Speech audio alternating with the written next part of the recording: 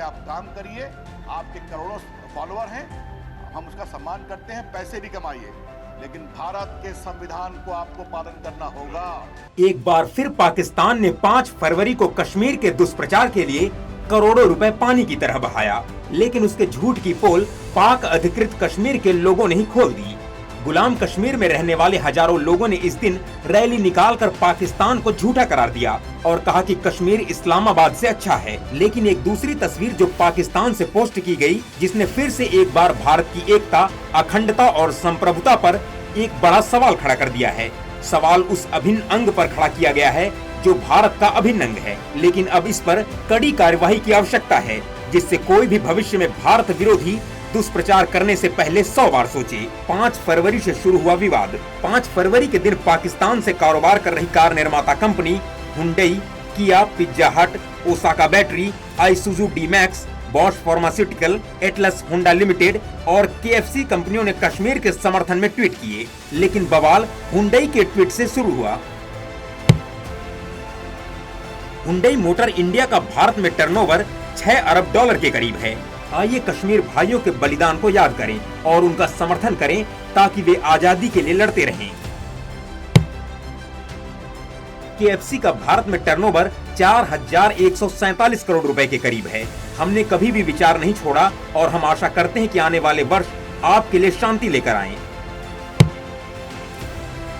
Pizza हट की भारत में सालाना आमदनी 1135 करोड़ है। इस कश्मीरी एकजुटता दिवस पर हमारे कश्मीरी भाइयों और बहनों की आजादी के लिए हाथ मिलाएं और एकजुट हों।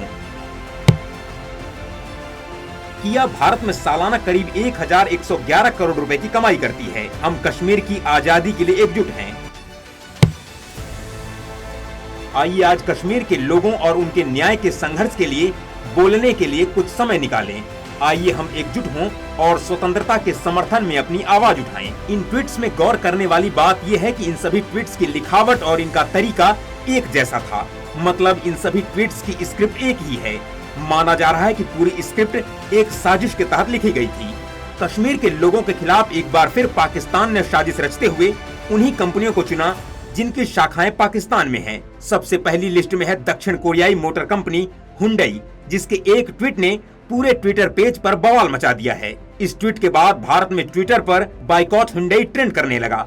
इस पोस्ट के वायरल होने के बाद भारतीयों के गुस्से के कहर को कंपनी झेल नहीं पाई और फटाफट इस ट्वीट को डिलीट कर दिया गया। भारतीय यूजर्स इस पर बलूचों और अल्पसंख्यकों पर अत्याचार करने वाले पाकिस्तान के इस नापाक हरकत पर अपनी प्रतिक्रिया दी।